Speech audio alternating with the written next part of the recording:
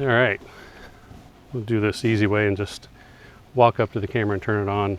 As far as recording, the phone's sitting way down below, hoping to avoid any interference with this 2.4 gigahertz wireless microphone and the phone. So I'm not using SnapRidge or anything to control the phone. I'm using my Nikon ZF, and it's kind of hot and steamy out here, so I'm sweating a little bit.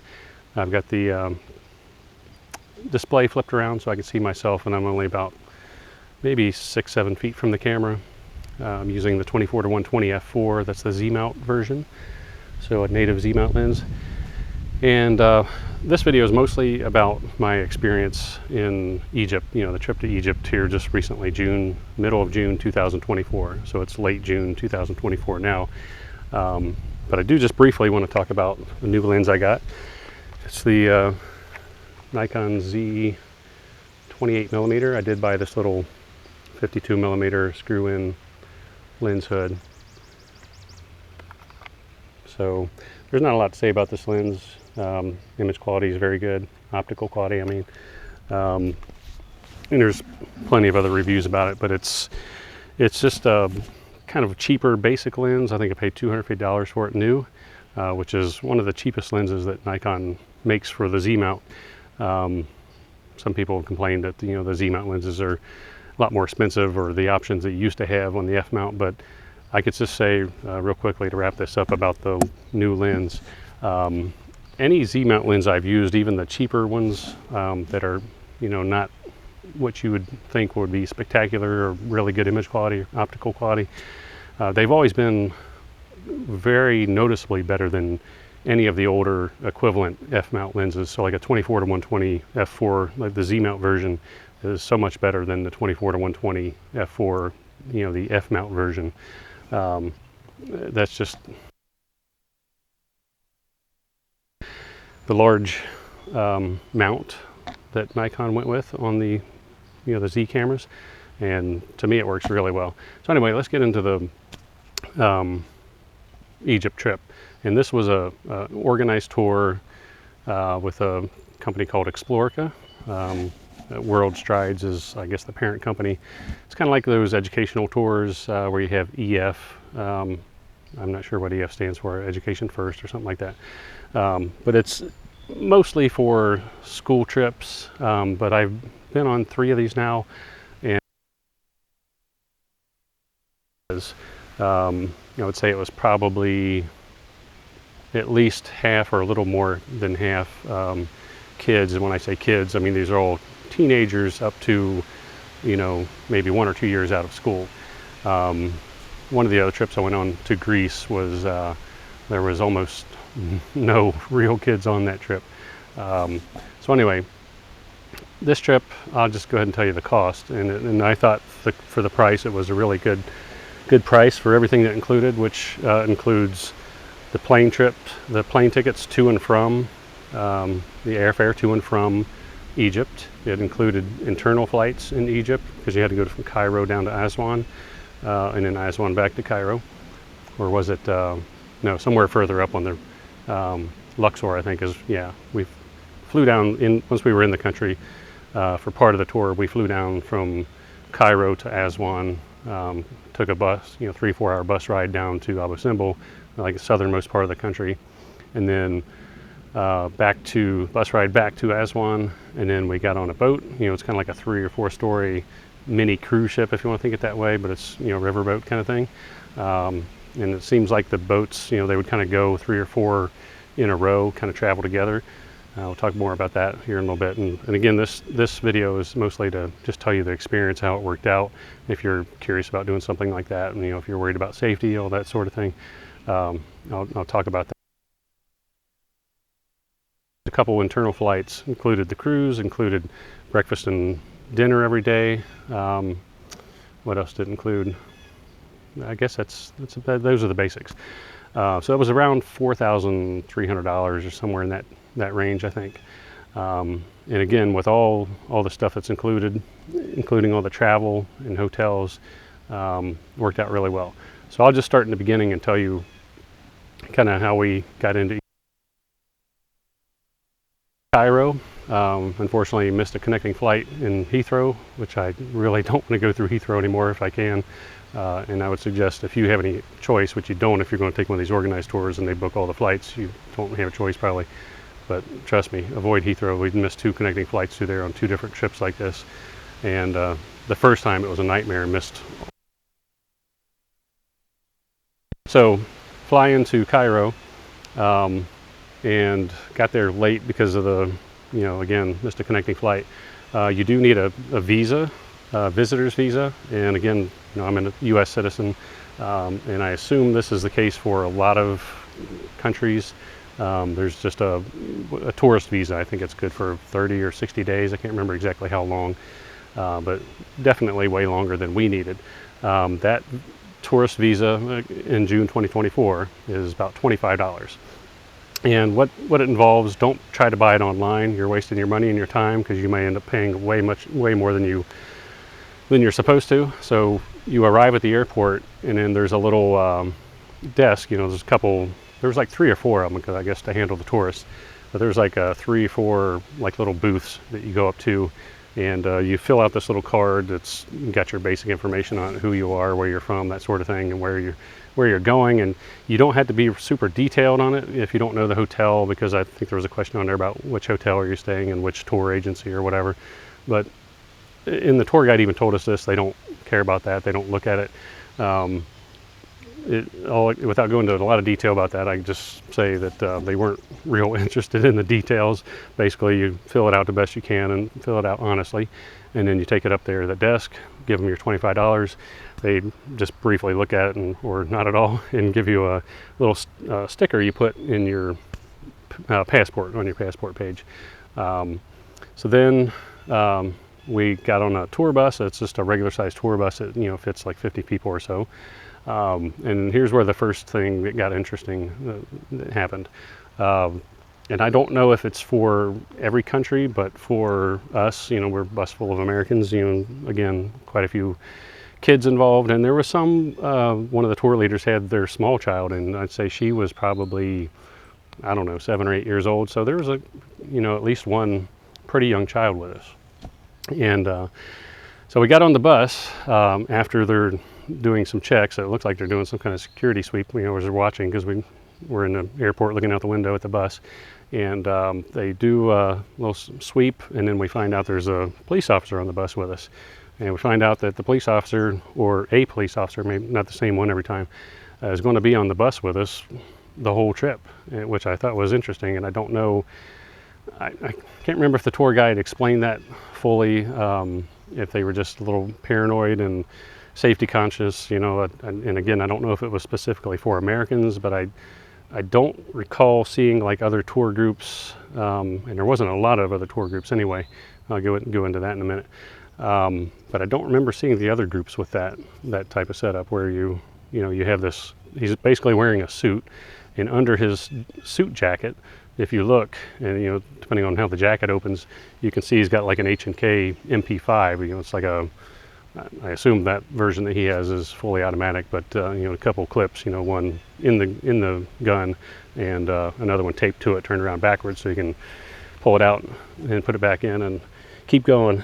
But so this guy, or one of those guys, it wasn't the same one every time. We probably saw 3 or 4 different police officers like that. But they're always really well dressed, like in a suit, and as blazing hot as it was, like 114 degrees down in Abu Simbel. They're just wearing a suit, no hat, and a dark suit even. So I was like, dude, you're doing a lot better than me wearing that big old suit, as hot as it is out here. Of course, I've got a big hat on, and wearing like hot weather hiking pants, and just a shirt like this basically. So anyway, we had that police officer escort with us. So again, I didn't see anything going on. I didn't read anything in the news about anything going on, other than at this point in time, if you look at the U.S. State Department's website, it says recommend not travel to Egypt. And I've assumed that's probably because of the Gaza and Israel conflict going on right now. But I think that's probably more, closer up in that region, or the Sinai Peninsula, I believe. There was the State Department website mentioned a few areas to avoid, like the borders where there may be military activity, which I didn't see any military activity other than just people sitting on the side of the road. And that's the other thing, going along on this sort of security aspect of the trip. And this seems like it's normal there in Egypt, and I don't know how long it's been normal, but it seems normal because there's these permanently built like little garages or carports, if you want to call it that. It's not an enclosed garage, it's basically just a roof with some post holding it up to keep some shade on the vehicle. But there'll be police cars off on the side of the road sitting in these places like that, and then in some cases there's the actual military there with like a armored personnel carrier and a machine gun on top, and they're just kind of hanging out there. As nobody seemed concerned about it. We didn't seem concerned about it, and nobody seemed to care. And we were just going on our happy, merry way, touring and having a good time. So take that how you will. I don't think there's any security issues there, if you ask me. I probably wouldn't go off on your own, and this was a totally organized trip, and so we really couldn't. We were with the group the whole time, and they didn't really give us a whole lot of time, and they specifically told us, the tour guide, don't, if we're at the hotel tonight, whatever, don't go outside the hotel and get on one of those horse-drawn carriages and go on a carriage ride. You may end up in the poor part of town, just shooing away a bug here.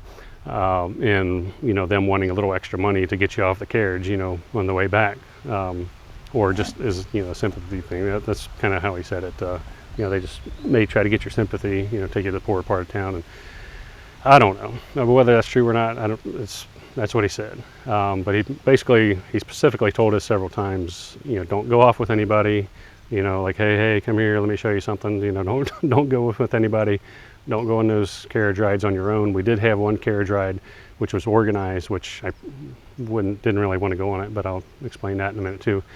So as far as security aspect, we were on the road quite a bit, saw quite a bit of those police officers.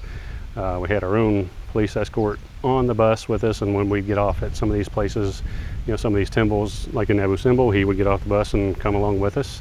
And you'd just see him kind of like Secret Service, U.S. Secret Service protecting a president. They'd just be off on the side somewhere, just kind of looking around and sometimes playing on his phone, whatever. But again, none of us really seemed to care. It didn't seem a big problem. Okay, so that was flying into Cairo. We did something in Cairo. I guess we did the Giza Plateau, with the Giza pyramids. Of course, you kind of had to see that. And there was the oldest one, which is called the Step Pyramid, which, if you're not reading history books or looking at this stuff all the time, you don't know. But what they call the Step Pyramid, it wasn't like a smooth-sided pyramid. It was just kind of looked like went up in steps, like up, over, like that, like it has big steps on it, but it was a pyramid. So that was the very first one, and that's there in Giza also. So we saw that, went down and saw some, the old tombs, and I'll talk about some of the guys hanging out in the tombs in a minute too, because that was pretty interesting. And at some point it got a little aggravating. But Giza pyramids, and basically what you're doing is just, again, to give you some more information that you may not get from other people, at least on our trip and on this big tour bus. And I saw a lot of other small minivan kind of tours also, like a little minivan, and they were really nice vehicles. They were Toyotas, most of them, but they were really nice looking, and they had AC. Everybody had AC in their tour, air conditioning. So I saw a lot of those running around too, like groups of 5, 6, 8 people, doing a smaller tour. I don't know exactly how you line those up, but I'm sure, there's places to do that online, but ours is a bigger one. So anyway, on this big bus, and we go through the security checkpoint, we go park near the restroom and visitor center, and the tour guide hands out our tickets. So everybody gets, a ticket, prepaid ticket to get through because they've got a little scanner with a barcode, a little QR code, and you scan that and you go through the turnstile to get through the gate and go up to see the pyramids, for example. So when we stopped at those kind of places, they would tell us, there's the restroom, that'd be the best restroom you see for a while. If you need to use it, go ahead. And traditionally, there's always somebody out there collecting money to use the restroom, even in the visitor center. And from what I understand, maybe around $1 or 50 cents is kind of common, to pay. So when we went, the exchange rate for the Egyptian pound, which is the money they use, was about 47 pounds per US dollar. So if you wanted to pay to go to the restroom, for example, you can give them like a 50, a 50 Egyptian pound bill, or 100, but 50 seemed to be kind of the standard that you can get away with, because that'd basically be $1, $1 US. So then we go in, we spend maybe an hour and a half or so seeing the pyramids, and this is the only part of the tour, the part of the tour, the only thing that I didn't really like as well. I wish we had more time, maybe 30 to 45 minutes more, because I do photography, obviously. And by the way, I'll put the gallery down below in the description, so there'll be and I'll post a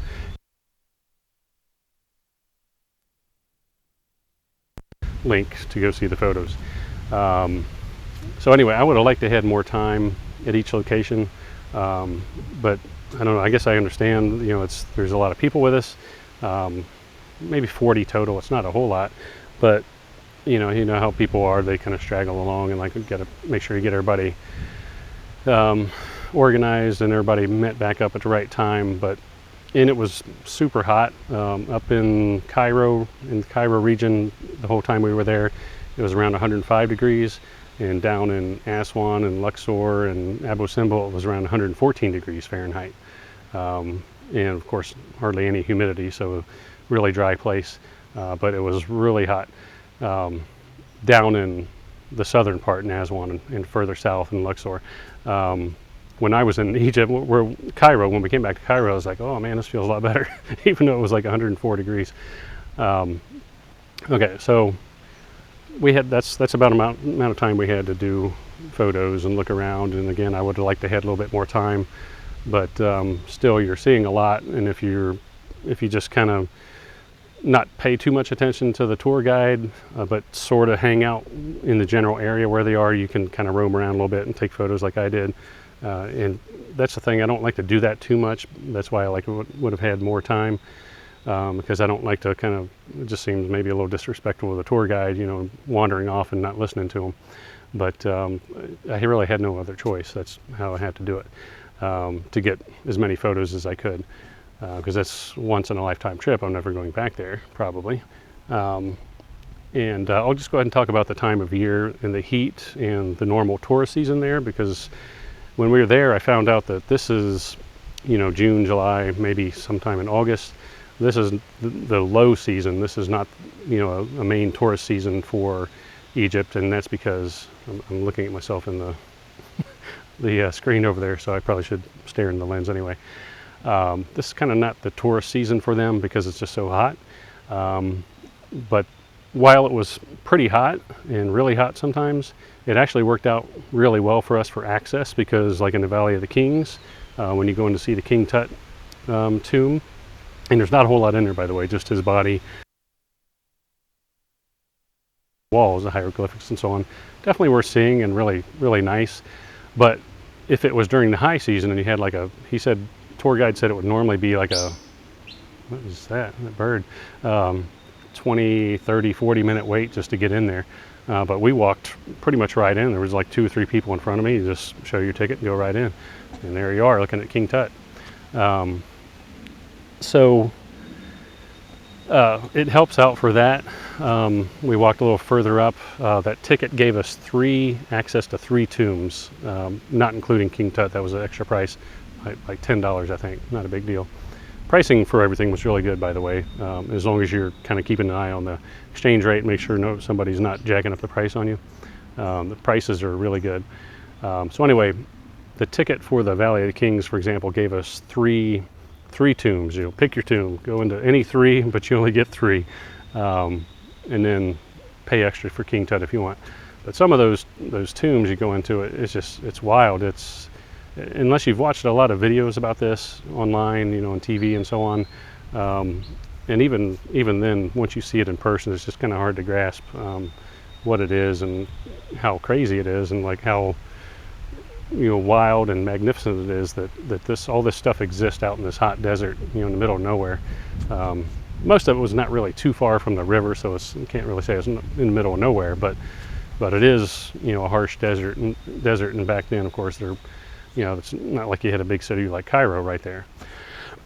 Where now, by the way, if you're up at the pyramids, if you look one way, you're kind of looking out the desert, but if you look the other way, maybe like a mile away is the city.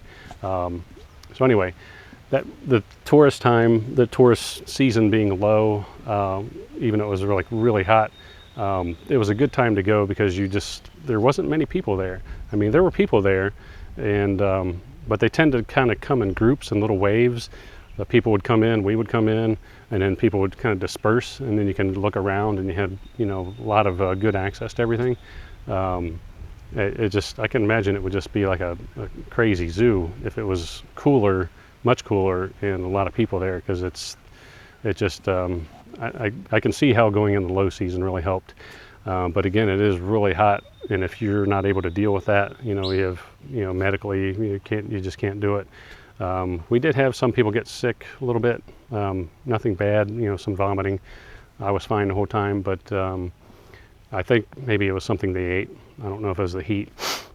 We did have one older lady. She looked like she might have been in her upper 60s or 70s, and I think she kind of got beat down by the heat for a day or two, but was fine after that. So it really worked out well, and the tour kind of paced it so that you're not in the heat for a really long time. You might be out in the heat for 1 to 2 hours, and even during that time, you might have already done your thing, and now you're sitting over at the snack bar in the shade and getting a iced coffee and a mega ice cream like I did. There was this little coffee called Mr. Brown's coffee, and it was like an iced coffee in a can. So that as soon as I grabbed one of those, that was my thing for the whole trip. Look for a Mr. Brown coffee and one of those little mega ice creams on a stick. So, all right, so the heat and everything, it worked out well. One time, one time that really got to me the most was at the unfinished obelisk. I think that was somewhere in Aswan. It's basically the largest obelisk that the ancient Egyptians created, but they kind of abandoned it because it formed a big crack in it when they were building it, and they had to give it up. But they just left it there, so as you're going up to this tour site, it's just basically just a obelisk that's mostly finished, still attached to the bedrock. It's made out of granite, and but there's this little walkway you go up, and you get up on top of there. And that day, my God, it's like somebody had the oven on as hot as it would go, and then they opened up the door and turned the fan on and blowing that heat on you. I was only up on that rock, looking down at the unfinished obelisk to get some pictures for probably 15-20 seconds. Okay, I'm out of here, I got my pictures. Down in Abu Simbel, the other thing is, most of the time, if it's something big and you had to travel a little bit to get there, you're going to see it most of the time in the morning. So that worked out well for us. Abu Simbel, which is again the further south part. And I didn't realize until I was there that they actually moved all that, like back in the late 60s, early 70s, dismantled it and moved it up because they built that dam in Aswan, and it was going to flood the temple there in Abu Simbel, which would have been a tragedy. But I watched a UNESCO video about that here just recently, and it was crazy how they did that. But they moved that whole thing up, like on the top of the ridge there, and then just kind of built it up around it like it used to be. So good for them for doing that. That's really a neat place. But okay, so the heat, I think we talked about that already. Security, kind of been over that. Breakfast, we would either have breakfast at the hotel, and again, this is an Exploricator if you're specifically interested in that. You don't have to be related to any kind of school. You don't have to know any students. You can, from what I understand, if you're interested in the Exploricator, you can just go on their website, look them up, and try to get yourself booked for one. I think they just want the money. They don't care if you're with a school or not. But we get breakfast at the hotel, and the hotels are really nice. The one in Cairo was Pyramids Resort by Jazz, J-A-Z. It seems like every hotel has pyramids in the name there. But Pyramid Hotel Pyramid Resort by Jazz, and it was this really nice resort looking place. Beautiful landscaping. They had a pool. Big breakfast buffet, and that's the thing about breakfast here, or here, over there. Whether it was in the hotel, on the boat, or either hotel we were in. There was only in 2 hotels, one down in Luxor, I think, and then one in Cairo, and then of course on the boat. But every time for breakfast, they'd have a pretty big spread, all kinds of different foods and fruits, and so it's some of it's a little bit different, if you're used to American food or European style food. But there's plenty there that's stuff that you can eat. Like I ate a lot of rice because they had just plain old white rice. I enjoy that, and some of the breads. I love their breads. So that was breakfast, and kind of the same thing for dinner. It was all buffet stuff, buffet style. And okay, I guess the last thing I'll talk about is I don't know if you call them panhandlers or. They're not really panhandlers. They're people trying to sell stuff. Some people actually had a shop, and you had to walk through. It's like anywhere you go in the U.S., Europe, anywhere usually. Once you see the attraction, you have to exit through the gift shop. And the tour guide and he's an Egyptian tour guide. I think he's born and raised in Cairo or somewhere. So he was a good tour guide. But he called it the gauntlet. Okay, we got to go through the gauntlet now, and that's to be expected. You always expect that. I see that down in the Caribbean. People kind of aggressively trying to sell stuff. But where I think it kind of crossed the line was where in the tombs, like these are on the official archaeology sites, the historic sites, whether it be at the pyramids, whether it be down at Abu Simbel. The Valley of the Kings, even in the airport. I mean, it happened like everywhere. So what happens is, and you'll learn this pretty quick, you're in one of those tombs or one of the temples, and you see one of the people that work there, and you assume they're there just to kind of keep the tourists under control and not graffitiing anything or tearing anything up, or make sure they're staying on the path, because there was one lady that kind of went behind the plexiglass and was trying to get better pictures of something in one of those tombs. But people do all kinds of stupid stuff like that. But you think the employees are there to do that, but what ends up happening is they'll start coming around and say, "Oh, here's a good picture. Take a picture of this. What about a picture of this? Oh, look at this." And then they're doing this with their hand, the international symbol of sign of "give me some money," and it was kind of funny for a few times, but it just got worse and worse. And I don't blame them, if that's the culture, that they're really that desperate for money, because they're definitely not anywhere near my income level, of course. So I don't blame them for trying to get some extra money. But I think they need to get study a little philosophy and get a little. You have a little change of attitude about that and how they do it. I think if you're a little more sympathetic and you're seen as a sympathetic person, somebody that deserves sympathy, but you're helpful to people, but you're not really like actively asking for people for money. I think more people are just willing to hand over money to you, just to be kind. But that went on even at the airport in Cairo, on the way out, or it was in Luxor, I think. No, I think it was in Cairo. So I just went through the security scanner, where you put your luggage in and it goes through the scanner and it comes out, and you grab that and you get your shoes, put your shoes back on. So this employee, he's got his clothes on, so it looks like he's an employee. And he takes my bag and starts rolling it, and I see over 20 feet away or so, it looks like there's a secondary security check for people that get the random security check, which is common. I saw it happen to several people, no big deal. But then he just keeps walking past it, and I'm like, oh no. Not again. In the airport at the security checkpoint.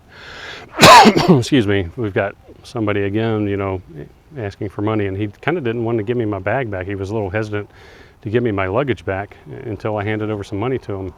And at that point, I just, had had enough. I was getting really frustrated with it.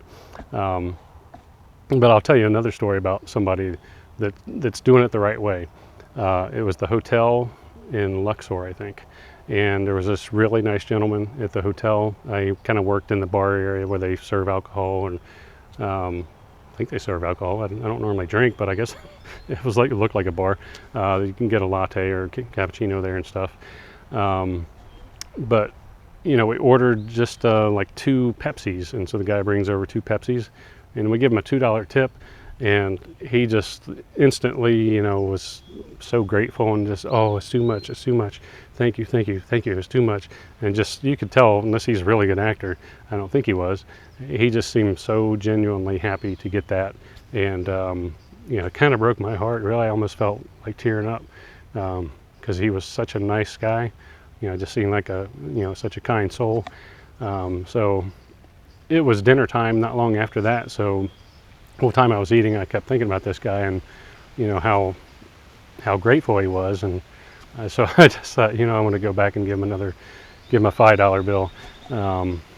And from what I understand, I don't know, just when you look up stuff on the internet, it's about the average income in Egypt. I don't really know what this guy makes, but it might have been a half-day salary, you know, that I gave him as a tip. It might have been more, I don't know. But he was, again, you know, super grateful, and it just seemed so happy to get it.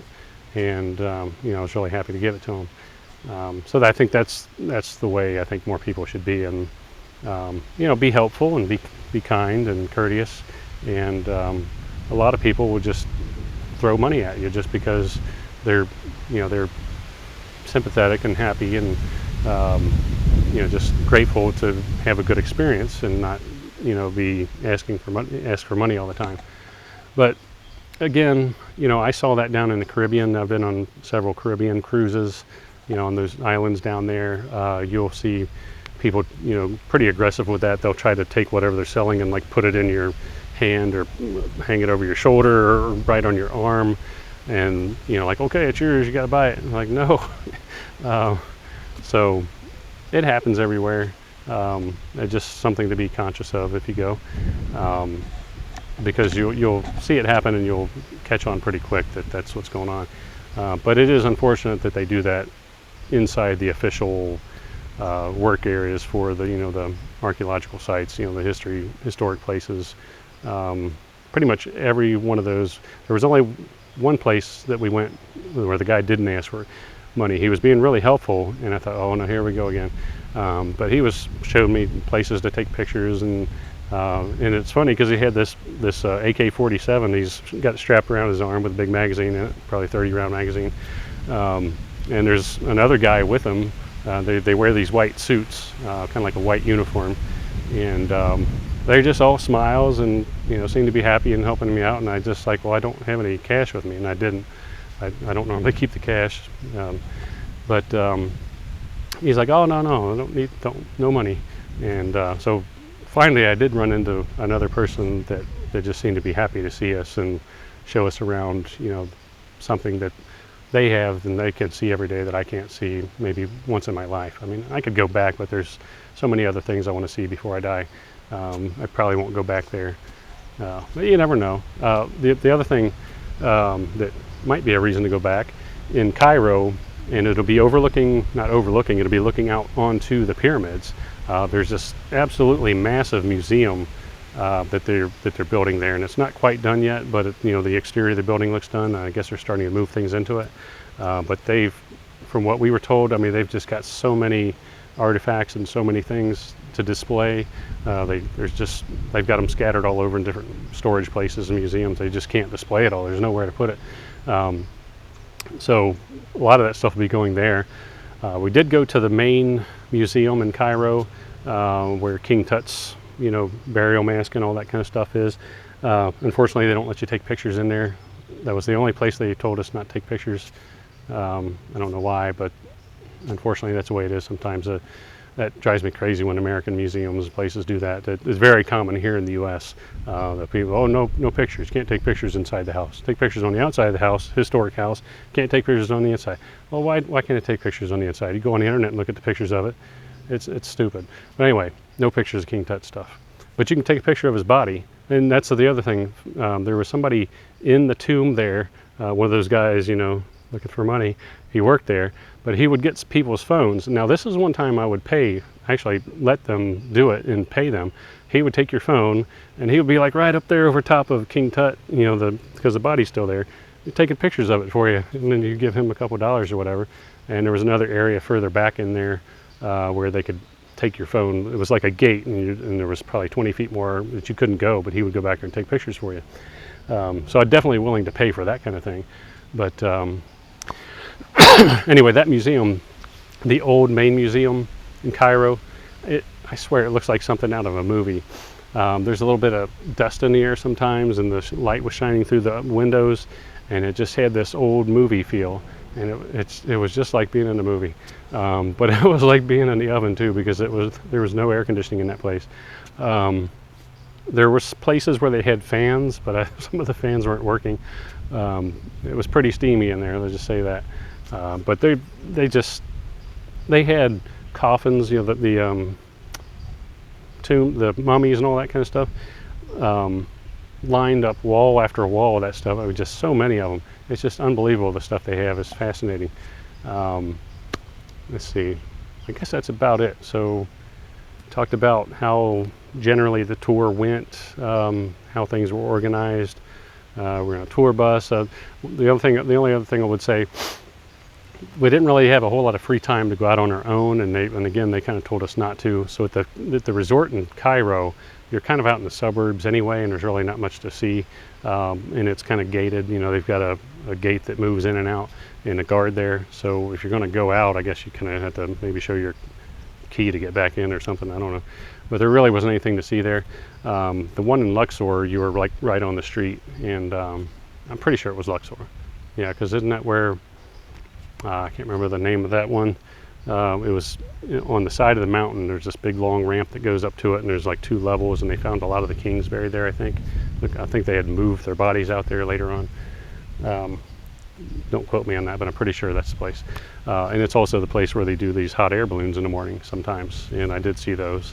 But that place, that hotel, you could go out and just walk around on the streets, but they kind of recommended not doing it, or unless you're just going to go real close to a familiar restaurant, because there was like a KFC, you know, a couple blocks down if you wanted to go see that. Oh, I forgot to mention Edfu, the temple in Edfu. That's where we had the carriage ride. And keep in mind, again, this was like 85 degrees already at sunrise. And as soon as I heard we were going to be on a carriage ride, you know, with a horse, and it was going to be like an hour, and I thought, oh no, not an hour, because I was like worried about these horses. You know, first thing I'm thinking of is a horse. Like, as I know, it's just like blistering hot out here, and it's just going to get worse as the day goes on. Not too hot in the morning, but anyway. And I just kind of wondered what the horses looked like, and sure enough, some of the horses were, you know, looked a little thin, and kind of see the ribs showing in some of them, and it just, maybe they're fine, maybe they're not, and maybe that's just the culture and what goes on normally over there. There was a lot of those also at the main pyramids in Giza, you know, outside of Cairo. You could do the camel ride, which sometimes is really short unless you wanted to have them take you somewhere. But there was these carriages, you know, just like 2 wheels carriage with a little canopy for shade, and it would be like a regular horse. I can't remember if there was any like donkeys or anything, or mules, but seemed like it was mostly horses. And that day, man, it was just so hot, and the heat coming off the pavement, and there was a slope, you know, like a hill going down from where the Great Sphinx is, you know, going back up towards the pyramids, and people were taking those horses up and down. I was like, oh man, I feel sorry for those horses. But I don't know, maybe they're conditioned to it, and maybe it's fine, and maybe there's no problem. But all I know is I kind of a softie when it comes to animals, and I just didn't want them to, you know, I was like, hey, just take me on the bus, I'll be fine. You don't need to ride the horse. But fortunately, the carriage ride was only actually about 15 minutes or so. It was just, you know, several blocks down and several blocks up, and now you're there at the Edfu temple. All right, so I think I've pretty much covered it. Security, organization, the food, people asking for money, blah blah blah. And again, I'll put the link to my photos on the down in the comments. I'll pin a comment, and also put a link to the video or the photos, my photo gallery, which is going to take me a couple weeks to get that done. I've got another trip coming up in about a week, so I'm going to run out of time and not really have time to finish my Egypt gallery before I leave again. But I've got 150 or so in there already, but I've got a lot more that I want to go through and get more uploaded. But again, it was a fascinating trip, definitely worth it. There's just so much more to see that you just never realized was there. And again, you could look all this stuff up on the internet if you want to, but as somebody that's not consuming all that information right before, and it was just fascinating because some of those temples or tombs you go into, this one thing I didn't realize, maybe you don't either, but some of them, wall to ceiling, and even the ceiling itself is just absolutely covered in hieroglyphics and art, whatever you want to call it. Some of the color was still there in some of them, because I guess it used to be more colorful, but most of them have lost all their color. But it's just crazy. It's fascinating to see all that stuff, and this stuff is all like 4,000 years old in little order, most of it. There's some, I guess, a couple thousand years old, and some of it's 4,000 to 5,000 years. It's just a really neat thing to see, and if you have time and money and ability to go see that, I would definitely recommend it. But I'll walk out a scene and give you one more look at the new 28mm lens that I have, and that'll be it. All right, focus. Here we go. Focus. Pay attention. Where am I? Are you going to make a fool out of me? Come on now. Oh, now I know somebody, the camera nerds, are going to be complaining. I do like to have a lens hood. It's just a little cheap screw-in lens hood. I think it's metal. But that's the old 28mm. All right, thanks for watching.